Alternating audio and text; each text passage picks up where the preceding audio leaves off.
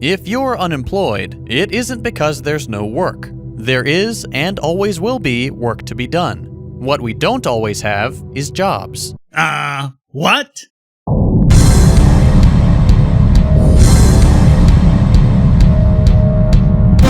In this episode, we're looking at a uniquely capitalist failure: meaningless jobs and the unemployed masses. Meaningless jobs. What is a meaningless job? If someone is willing to pay you money, any amount of money, then how is it meaningless to them? If it were meaningless, they wouldn't pony up anything. The only meaningless jobs are in government or some heavily regulated sector like banking. Academia, too. Used to be, colleges and universities just had a dean. Now they have a vice dean, a sub-dean, and, I kid you not, a deanlet. We'll unpack both of these phenomena and the different elements of a capitalist economy that shape our relationship to work. Our relationship to work is we exchange a certain amount of time and effort in exchange for money. We must feel that the money is worth more in our subjective viewpoint than the time and effort we put in, or else we wouldn't do it. Conversely, the employers must feel subjectively that the benefit they're getting is worth more than the money they're paying us. Otherwise, none of it would happen. Every economic system to date has had its problems. Only under capitalism, however, has finding meaningful and useful work been an issue. Really? Only under capitalism? You can't find anyone in the Middle Ages struggling for meaning? No one in ancient Greece? No Roman poets or anything? You titled your video, How Capitalism Ruined Work. To say how it ruined work implies that it did, but you skipped over that step. What did it do that constitutes ruining work? By making it easier? By making it more efficient? By making it more comfortable? Or cutting the number of hours needed to work to survive? How is work ruined compared to how it was in hunter-gatherer cultures or even the Middle Ages?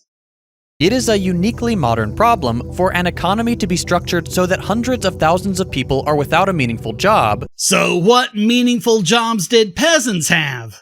And at the same time, hundreds of thousands have their most basic human needs going unmet. Our modern society is the only one in which people are both going without food and shelter. I don't even know what to say to someone this stupid. Going back before capitalism, the lack of food and shelter was commonplace. And back in prehistory, it was the norm. Only under capitalism did a significant portion of the population have food and shelter with any degree of consistency.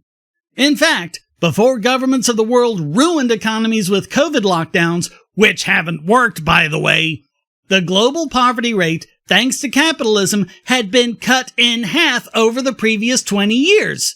I mean, did you not even bother to look at the statistics? All of us can look around at our communities, our cities, our country, and see that there are things that need to be done, that there are issues we can all agree upon and want to see resolved.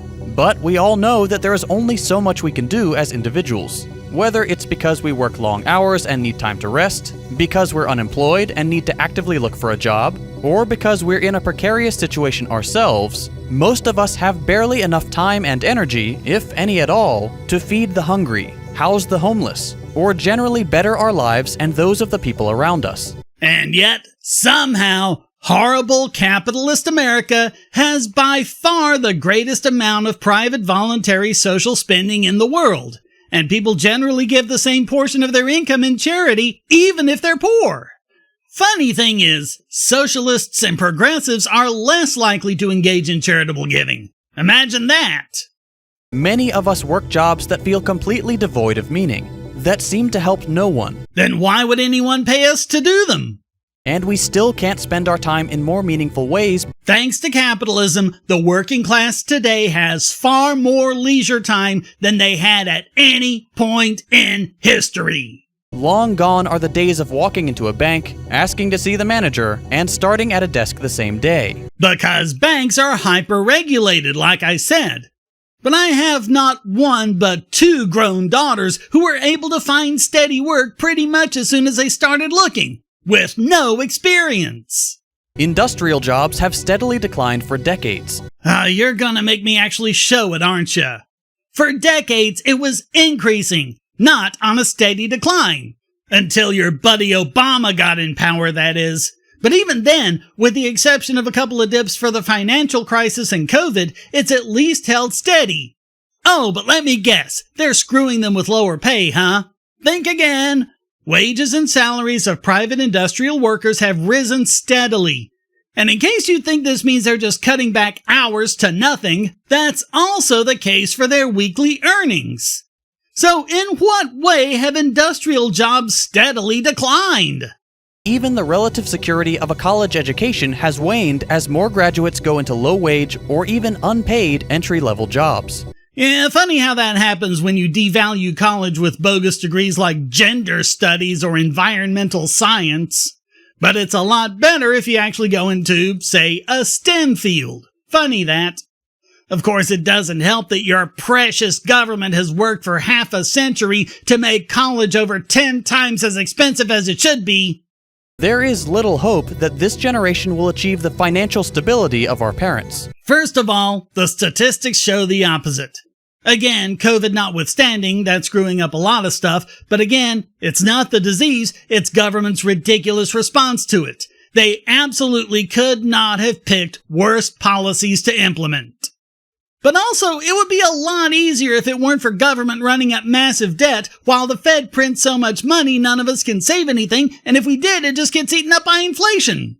And for those who entered the job market at the height of the pandemic particularly, employment has been lagging far behind expected levels. I don't know what kind of crap you're talking about, but basically everywhere that government still allows to be open, that is desperate to hire people. Check with your local grocery store or restaurants, basically any store that's open. Look at how much demand there is for stuff like carpentry.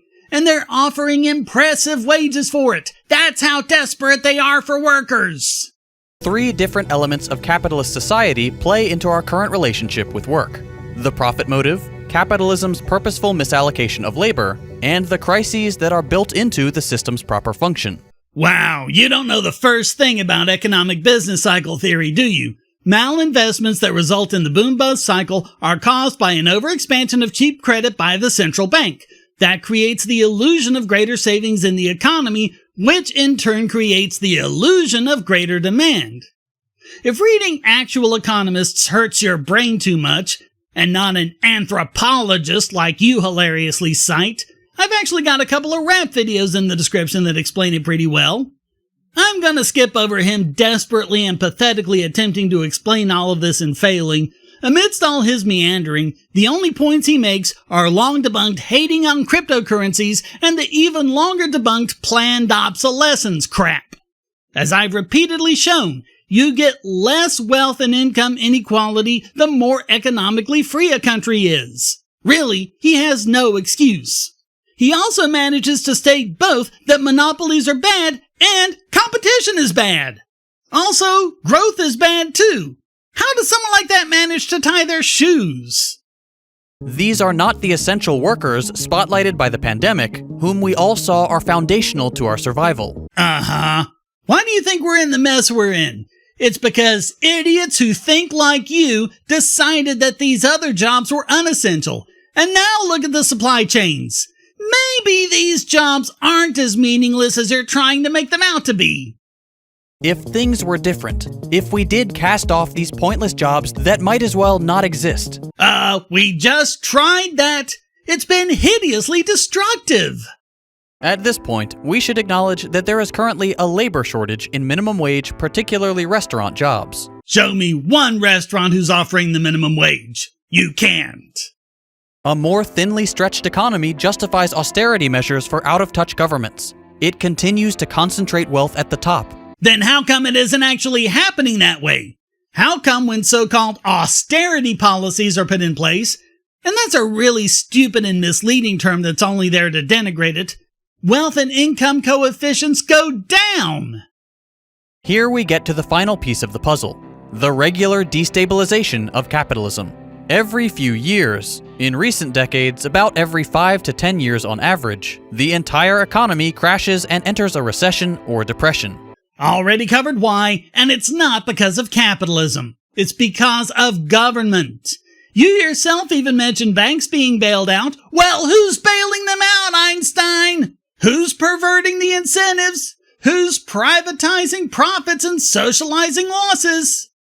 Capitalism is when both profits and losses are private. For all your bleating about the profit motive, you never once mentioned loss aversion. Why is that? Because it would destroy your pathetic arguments and you know it? Or are you just so mind-bogglingly ignorant you're not even aware of loss aversion? As Marx observed, and has been proven right time and time again, this problem balloons until investing money is less and less useful. You know, it's interesting that someone can say this many words without thinking about any of them. Let's actually use our brains here. Can we do that? If investing money is less useful, then they need to encourage more investment. How do they do that? Interest rates go up. Then more people save and invest. Which means they're consuming less, which means they're deferring the value of what they've earned in exchange for future returns. So the resources they would have consumed are freed up, and the borrowers can use those resources to create other products, expand, hire new people, and so on. So what do you think happens when the central bank gets desperate to push interest rates to the floor? Exactly what I said earlier. They have to print money to create cheap credit. So they're getting money without having to raise interest rates to get more people to invest. Which means those resources aren't freed up. They're still being consumed, while the producers are grabbing for those very same resources with the money they've borrowed. And for a while, this looks like it's working. But sooner or later, it's all gonna hit the fan, as the resources just aren't there to sustain all of that in the long run. That is where the bust comes from. And I challenge anyone to refute it. What we need is to better recognize the role jobs are meant to play. The role jobs are meant to play is to create the products and services that people subjectively think is good for them. And since value is subjective, no government, no central planner can decide who is and is not essential, which products are worthwhile and which ones aren't, which industries have too much investment and which ones don't have enough. And the minute that you forget that this is about individuals and their subjective preferences, the minute that you start thinking about the good of society or whatever you call your glorious collective, the minute that you start thinking you know what's better for people's lives than they do, you start causing all the very same problems you're blaming capitalism for. So thanks for watching. Please hit like and subscribe, leave a comment, and go to donate.bogosity.tv to keep me doing what I do. And check out all the great content here, like this video selected just for you.